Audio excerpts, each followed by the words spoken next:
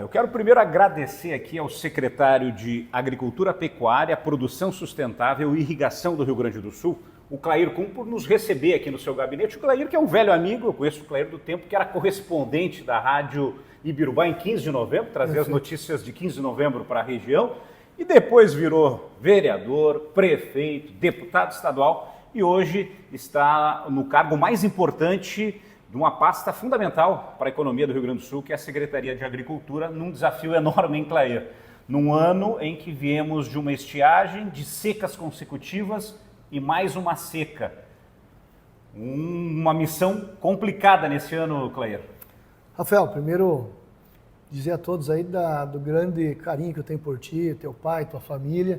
Castor da Rocha era o âncora de um programa da Rádio Ibirubá e eu fazia a entrada lá de 15 de novembro. Isso também me ajudou um pouco na vida pública, porque você está em destaque na mídia regional para uma rádio da importância que tem, a Rádio Ibirubá, certamente me ajudou muito. Então, teu pai, tua família, tem muito a ver com a história, quem sabe, de estar aqui hoje sendo secretário, né? A desinibição para falar e tudo vem disso também.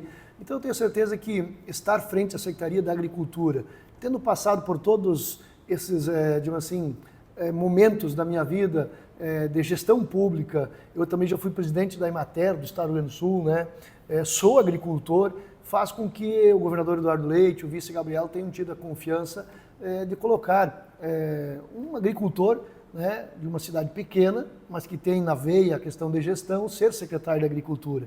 E eu tenho, acho, uma característica muito forte, que é ouvir muito, dialogar muito, e essa característica é muito forte deste governo. O governador Eduardo Leite, o Gabriel, tem essa possibilidade de ouvir todos os lados, ouvir todos os produtores, ouvir todas as entidades para tomar algumas decisões, e essas decisões que têm o efeito que se precisa lá na ponta para chegar no produtor. Bom, Clair, vamos falar agora da realidade do Estado. Nós estamos com mais uma estiagem, perdas enormes na economia gaúcha. A Emater já se previa colher aí 22 milhões de toneladas de soja, vai ficar em torno de 15 milhões de toneladas, quer dizer, uma perda significativa para a economia do Estado. Em outras culturas também, a consequência na bacia leiteira, que você conhece muito bem a região lá. O que efetivamente o governo do Estado está fazendo para amenizar esse problema? Eu sei que tem um programa de irrigação.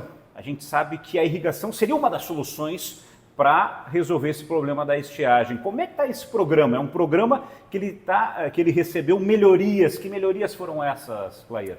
Eu quero fazer uma contextualização inicial, que nós plantamos soja há 100 anos no Rio Grande do Sul, e a soja que está no Rio Grande do Sul, ela sai do Rio Grande para o Brasil.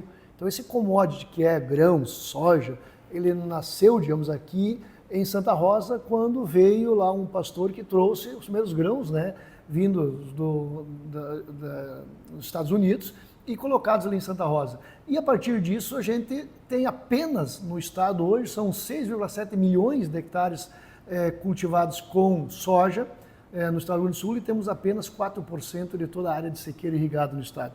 Isso é uma questão que incomoda muito o governador, incomoda a nós da Secretaria.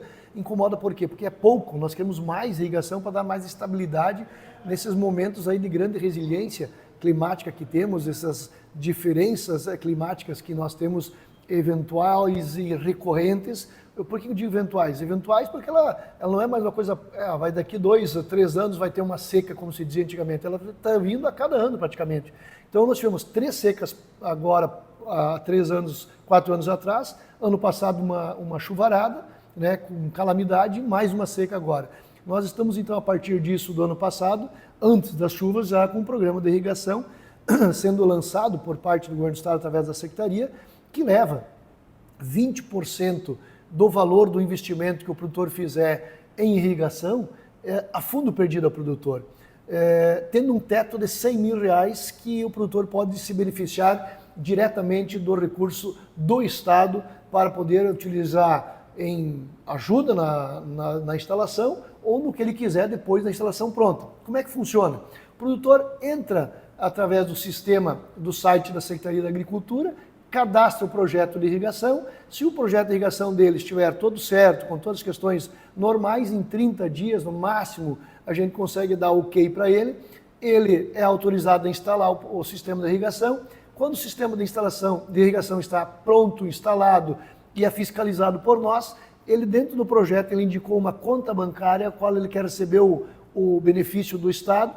Vamos supor que o Rafael fez um projeto de R$500 mil de irrigação na tua propriedade, 20% desse projeto é fundo perdido, que corresponde então a R$100 mil, você indicou uma conta de uma agência bancária e nós, depois da fiscalização de 30 em 60 dias, nós vamos lá e depositamos os R$100 mil na tua conta bancária. Agora, Cleir, vamos nos gargalos, né? O que o produtor fala muito? Questão ambiental é um problema. Se desburocratizou um pouco essa questão? Como na prática hoje se resolve essa questão para conseguir as licenças necessárias para instalar a irrigação? Perfeito. Nós fomos a campo. Nós lançamos o programa em março de 2024 e daí maio, abril, junho, enfim, aqueles meses das enchentes, nós não falamos sobre irrigação. Mas em julho nós começamos uma série de seminários em todo o estado, fizemos 14 seminários, todos eles eu convidei a Secretaria de Meio Ambiente do Estado do Rio Grande do Sul e estavam em todas elas ou a secretária Marjorie ou o adjunto Camardelli, para que pudesse também, além de nós levarmos a informação que tem um programa de irrigação no estado, nós passamos também a ouvir as demandas dos agricultores para ter esses gargalos. E que nem você mesmo disse, o teu podcast sempre traz isso, os gargalos e os problemas da irrigação, né? E este é um problema, de fato, a questão de, digamos assim, armazenamento de água. Bom, quando nós falamos em armazenamento de água, agora na nova normativa o governador determinou a partir dos gargalos que trouxemos dos seminários, um deles era a questão da reservação de água, a questão ambiental, outro é a questão de energia luz trifásica para chegar na ponta, e o outro, principal gargalo dos três principais, era a questão do endividamento dos agricultores. Eles não têm até crédito à disposição, mas pela negatividade que eles estão em bancos e cooperativas, eles não conseguem acessar porque estão negativados. Então o governador imediatamente disse o seguinte, olha, meio ambiente, determinação que flexibilize os processos de chegada. Então tinha um processo, por exemplo, o pivô, para girar na propriedade, ele precisava de um licenciamento, era duplo licenciamento. Ele é licenciado quando a indústria fabrica ele e quando ele tinha que gerar, rodar na propriedade, ele tinha que ter um licenciamento de novo. Isso foi retirado. A questão de outorga. O produtor investe lá 1 milhão, 2 milhões e ganhava a outorga da água para apenas 5 anos. Agora tem a outorga de água a partir do novo decreto, que saiu há poucos dias, ele vai ter a outorga de água para 35 anos. A vida útil do pivô. A vida útil do pivô, perfeito. Tu está entendido em irrigação, viu? Exatamente por isso que a gente fez. Por que de 30 a 35 anos? Porque é a vida útil do pivô. A questão também de armazenamento em barragens, que não era permitido fazer barragens para produzir alimentos. Era permitido, como utilidade pública, fazer barragens para fazer geração de energia, era permitido fazer barragens para dessedentação humana, ou seja, para sustentar água para as cidades, mas não era permitido fazer barragens em riachos e rios para você produzir alimentos. Então agora, a partir de uma normativa, uma lei que o governador manda para a Assembleia aprova, nós podemos fazer esta questão de barramento também em riachos e rios para fazer reservação de água de irrigação. E o detalhe mais importante que tem aí também, nós tínhamos apenas aqui em Porto Alegre o sistema de licenciamento junto à FEPAM, junto ao DRH. Então todo o processo de todos os produtores do Rio Grande do Sul, vindos para a Secretaria ou de onde viessem, paravam em alguns analistas na Secretaria do Meio Ambiente. Paravam não, estavam lá, porque tinha poucos analistas. Agora, através da municipalização, da possibilidade de barragens de até 25 hectares de lâmina de água, o município também poder fazer o licenciamento. Então você põe aí mais 497 licenciadores a fazer os projetos. Projetos que às vezes levavam um ano para serem liberados a partir do que chegavam aqui no estado, agora podem ser liberados, quem sabe, um mês, em 30 dias, 60 dias, porque o licenciador de até 25 hectares de lâmina de água vai estar no município. Estamos capacitando esses licenciadores, estamos treinando numa parceria com a FAMURS, né, a Federação dos Municípios do Estado do Rio Grande do Sul, numa parceria com o presidente Marcelo, onde vamos chamar todos os diretores, licenciadores ambientais dos municípios, para junto com a Secretaria do Meio Ambiente fazer o treinamento e a qualificação de o que ele pode, porque muitas vezes o licenciador municipal, ele está com medo de botar o seu nome, assinatura, numa normativa nova. Então, quer dizer, vamos prepará-lo dar a segurança devida para ele poder fazer o licenciamento lá no município. E, Clair, uma outra questão, a água na propriedade, a disponibilidade de água, né? O produtor deve estar se perguntando, será que eu tenho, será que eu posso? Antigamente, eu lembro muito bem, a rádio transmitia, né? A Rádio Irumbá transmitia a inauguração de açudes nos municípios. O governo do estado está trabalhando também com isso, o açude é uma forma de reservar essa água também. Como é que está essa questão para ter essa disponibilidade de água? Perfeito, nós criamos um programa que logicamente não resolve todos os problemas, mas é um programa que leva no mínimo 12 açudes, até 20 açudes a cada município que se cadastrou junto à Secretaria da Agricultura, né? Ele tem então a possibilidade de pegar recursos aqui da Secretaria para a construção de 12 a 20 açudes no município. É um programa que iniciou, já estamos aí com autorização para a escavação de 4.500 açudes nos mais de 300 municípios que se cadastraram para buscar este recurso e ele já está em fase de andamento. Também a questão de cisternas, que servem tanto para acúmulo de água para dessedentação humana, animal e também para tocar alguma pequena irrigação de, basicamente, então aí já mais de uso, digamos assim, de sustentação de hortas, de alimentação mais caseira. Mas uma cisterna maior que se pensa em fazer, e aliás, isso é interessante que se diga, dentro do projeto do programa de irrigação que está hoje posto e ativo, o produtor pode colocar o açude, a cisterna, o sistema de reservação de água e também o sistema de energia dentro do projeto para ser beneficiado e chegar aí a ter os R$100 mil a fundo perdido. E tem um outro detalhe, produtor que nós não queremos saber se o produtor está devendo num banco ou no outro, porque um dos gargalos era esse. Muitos programas anteriores a este, no estado, se o produtor devia num banco, se estava, digamos, negativado no Serasa, ele mesmo podendo vender alguma quantidade de animais da sua propriedade, porque ele não tinha acesso ao crédito, ou vender um equipamento, se ele fosse ter recursos próprios, ele não podia acessar o programa. E esta vez, com recursos próprios do próprio produtor, ou de um parceiro, de um amigo, de um vizinho, porque se ele não tem como buscar crédito no banco, quem sabe para poder ter a garantia de ter uma irrigação, que é uma garantia de produtividade, ele não podia participar. Agora, nesse programa do Estado, ele pode.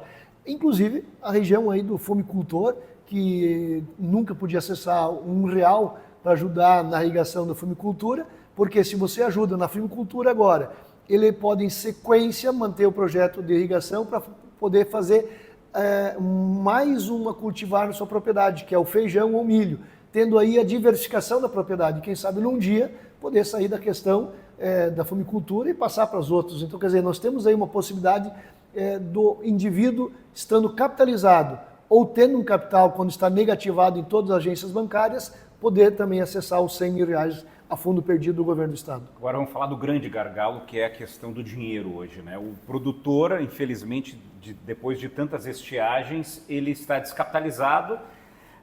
Tem o custeio aí, que é a grande questão, a Farsul já está reivindicando, tem já projeto de lei para tentar o alongamento dessa dívida. O que o governo do estado, que é a Secretaria da Agricultura, pensa com relação a isso e está fazendo para tentar, até junto ao governo federal, amenizar essa questão do dinheiro para o agricultor? Olha, desde o início do movimento do SSE Agro, que foi logo após as grandes enchentes que tivemos, ato de calamidade, onde os produtores começaram a pedir a renegociação das dívidas, sinalizando ao governo que já tinham 3 secas anteriores, que não conseguiram pagar as suas contas, porque eles tinham pegado, inicialmente, na primeira seca, recursos num determinado banco, depois buscaram outro banco, e a terceira vez eles buscaram recursos junto às cooperativas. A cooperativa, em nome dos produtores, pelo CNPJ da cooperativa, alocou recursos e repassou semente, adubos, insumos para o produtor poder plantar. Então ele deve para os bancos, para a cooperativa, e assim também fizeram muitas cerealistas que financiaram os seus produtores, né, acreditando em ter uma safra boa. Então nós temos hoje um grande problema. A dívida do produtor é também a dívida do cerealista, é a dívida cooperativa e é a dívida dos bancos. Então ela passa a ser um problema do Estado, um problema do município, e nós estamos mostrando para o Brasil, para o governo federal, que é um problema do governo federal. Aliás, é tão um problema do governo federal que nós temos que olhar para a seguinte questão. Nós estamos hoje com esta grande dificuldade, mas hoje é apenas o Rio Grande do Sul com 3 secas, uma enchente e mais uma seca.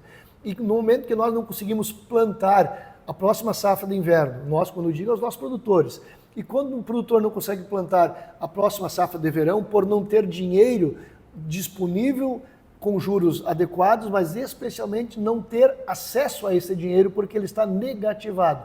Precisamos de uma securitização, de um parcelamento dessas dívidas. E é bom que as pessoas que nos ouvem entendam que nós não estamos pedindo isenção de dívida. A gente está apoiando o produtor através do governador Eduardo Leite, do vice Gabriel e nós da Secretaria, mostrando ao governo federal que dentro do pacto federativo, município, responsabilidades, governo do estado, responsabilidades, e governo federal, responsabilidades, esta é uma responsabilidade do governo federal. Até porque securitização já aconteceu no passado, no ano de 2095, que foi de 20 anos, e nesse momento essa dívida está sendo paga a última parcela daquela securitização que foi para o Brasil inteiro. O presidente era o Fernando Henrique Cardoso. E aí tem outro detalhe importante. O produtor gaúcho, ele é adimplente desta dívida que os produtores refinanciaram suas dívidas lá atrás da securitização do presidente Fernando Henrique Cardoso. 99,99% pagaram em dia suas contas. Então, para o governo federal é uma garantia, se ele alongar as dívidas desse produtor a juros adequados, ele vai pagar esta dívida que está nos bancos, na cerealista e nas cooperativas, e também vai conseguir contrair novos financiamentos para fazer o plantio e poder pagar ela. Quer dizer, é uma roda, é um dominó que se tu bater no primeiro ele vai caindo. E neste momento quem está sentindo mais fortemente esta falta de recursos é o produtor, mas a cooperativa sente, o banco sente, a indústria sente, a cerealista sente. Vamos lá. A indústria, quem é que produz máquina e implemento agrícola? É um cidadão urbano.